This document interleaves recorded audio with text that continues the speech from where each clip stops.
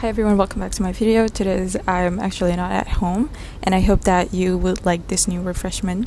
This is not going to be my new background for the rest of my YouTube career, but this is actually my attempt to not make you feel bored with my whole settings. Every single time my video is always in the background of, the paintings and then my bed. I know you probably are super bored. I'm actually at my university in my faculty to be exact, and I want to review a book that I recently finished. Well, not recently, but more like in the earlier of September, I finished this book. Some People Need Killing by Patricia Evangelista. I'm so sorry if it's so noisy. I don't have any other place to go, so I'm really sorry for that. I swear that noise is going to go, so don't worry. So I've been wanting to talk about this for so long because I really love everything about social issues, and one of the things that have been occupying my brain in the past year was about addiction and how it developed, and then why people started doing drugs, and how could drugs able to take over certain aspect in society, and then how drugs are being distributed, how could people produce drugs or synthesize drugs, and a lot of that. I've been watching a lot of documentaries from several places, Vice on the War and Drugs series, and then also I've watched Hamilton's Pharmacopoeia, which actually explore more about the using fungi or any other sources to get high. And also I have been watching a lot of documentaries like Pharmacist, and then I think I watch a lot of documentaries focus more on OxyContin abuse. So I have had this thought of a video for so long, but I have never gotten the time to talk about it or to actually make a video about it until I finished this book. I think that this book really solidified my own opinion regarding drug and war and drugs specifically, and about the use of drugs. Let's talk about what this book is about. Quoting from the actual book, it said, "This is a book about the dead and the people who are left behind. It is also a personal story written in my own voice as a citizen of a nation I cannot recognize as my own. The 1,000 who died were killed with the permission of my people. I'm writing this book because I refuse to offer mine." So basically this book is actually a coverage of Rodrigo Duterte's presidential time during 2016 to 2022 when he applied war on drugs. Specifically, he applied the actual killing of Filipinos because of the use of drugs. And even before the election, he claimed a lot of time that it would not be shameful to kill people, because he believed that the people that he were about to kill are actually the people that deserve to be killed, like criminals and stuff. So he had multiple times emphasized that he would kill corruptors, and also he would kill drug users, specifically people who are in the syndicate of drugs, stuff like that. This book is actually not only a coverage, but it also brought up from several perspectives, especially the perspective of people who had lost their family, their loved ones, because of the killing, because of the law enforcement that are killing the families. And I also talk about the impact if you give police or military powers indefinite control towards civilians, like you allow them to kill, and then you ended up creating vigilantes or people who apply law enforcement, such as killing other civilians, without bearing actual authority, because you put a lot of ability for police or for military enforcement, you indirectly also forcing or allowing regular civilian to take action as well. Because sometimes every single time there is this indescribable outcome of certain law enforcement, you would always say that, it is because of essentially we have this whole bad stuff in ourselves, and then it develop as we get power and stuff. That's my argument. Once you give police or military ability to do certain things, they will take a whole advantage of that. This book also covered about the impact of family whose member has been taken away by drug use, not because of overdosing. This is not a huge or common thing talked about in the book. Mostly people who use drugs killed by the police or military, but not killed by the drugs themselves. One of the devastating quotes that I got from this book was, Because of Duterte's murderous statements and encouragements to kill, the police are killing with the smallest provocation. This carried a message that once you give ability for police to do something more, you allow them to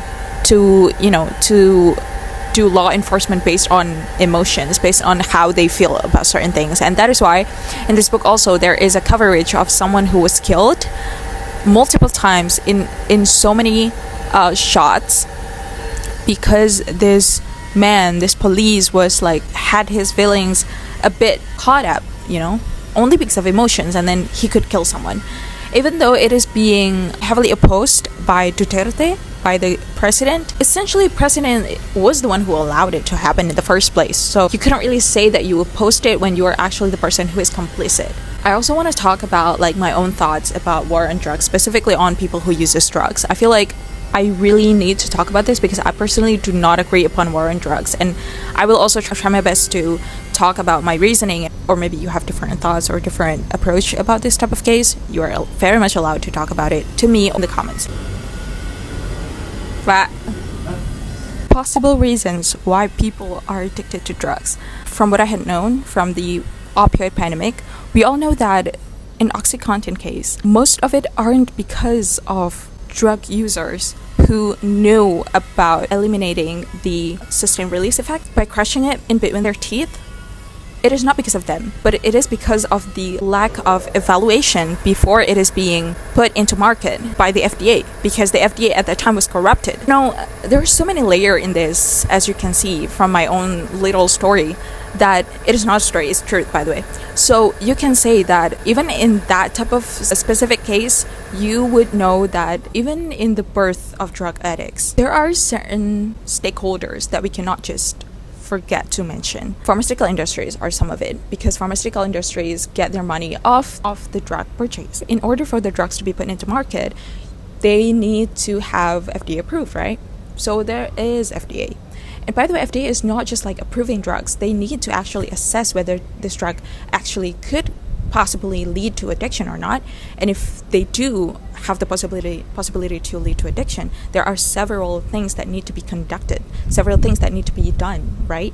So it is harder, but for some reason, Purdue Pharma able to let go of it and get the FDA approved. And then we go to this third stakeholder, which was the medical representative. This is also lead to the pharmaceutical industries, because medical representatives are actually very much close to the pharmaceutical industries. So medical representatives are the one who are responsible for the marketing of this drug to, specifically when it comes to OxyContin case, to doctors. So doctors have the need and have the likeness to prescribe the drugs just because they were being marketed to. There are so many stakeholders that we cannot just simply say that, oh, drug users are the one who is creating this unsafe community, lead to people being addicted or whatever.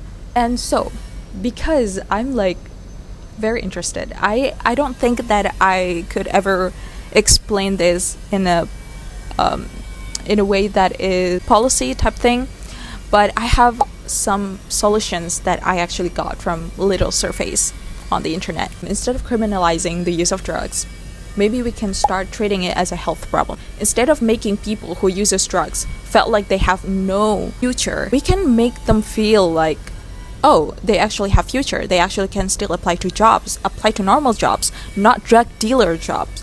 Because a lot of drug dealers actually are born because of the lack of jobs available for them, who bears the history of using drugs. Instead of making someone who already stopped using drugs to go back to the community, to go back to society, you created a stigma around them that they will not become the person that they were before using drugs. A lot of people hating this person because of the history that they probably have let go of. Destigmatizing is a huge revolutionary approach that we can try. And then focusing on drug availability limitation is also quite a good approach. I feel like as long as the availability is low, there will be low users as well. Because actually, about the OxyContin again, OxyContin used to literally be everywhere, because it is FDA approved in a sense that there is no limitation over your ability to purchase it.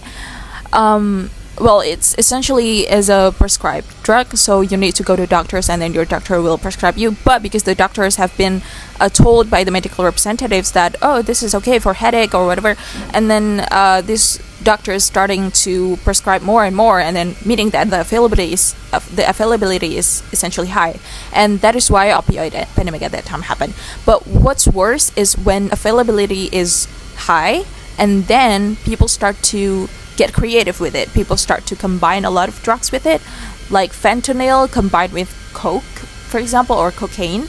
It just turned to get more harmful, and then ended up making it more toxic than it's supposed to be, as when it was just one single compound. And then my other approach that I think could be tried for religion-oriented environment, focus on educating based on what you believe in. If ever this country has allowed drugs to be used, legalize them, and destigmatize the people who uses them, religion might be at stake, right? For example, like Muslim could educate Muslims as well to let go of the use of this, okay? My proposed solutions are actually not going to be useful if there is no intervention of actual doctors and actual people who can help with coping, because some people use drugs for coping, like it is one of their coping mechanism, such as the use of alcohol as well. A lot of people use or drag to alcohol because they think that alcohol could solve their problems, and maybe there is a need in therapist intervention as well in this type of case, and there will be more assessment needed in order to actually create a solution that could work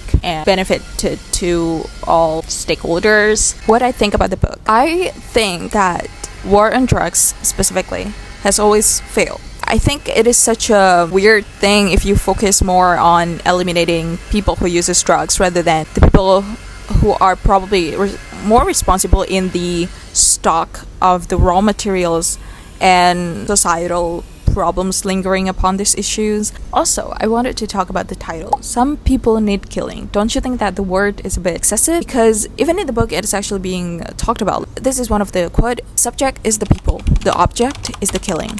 Killing is not the verb here. Need is. They needed to die. They chose their own deaths. They earned their dying, had it coming, traded the right to live. Well, because this title is actually a phrase coming from one of the vigilantes. Vigilantes actually think that he did what he did, which is killing, because he thinks that it is what it takes to create better society, better environment. Some people in the society actually think that drug users are the one who needed to be eradicated, because the president, the one in the most upper hand of them all, are the one who thinks that way. So the society would think the same way. So last word, I would say decriminalize drug users, creating less stigma.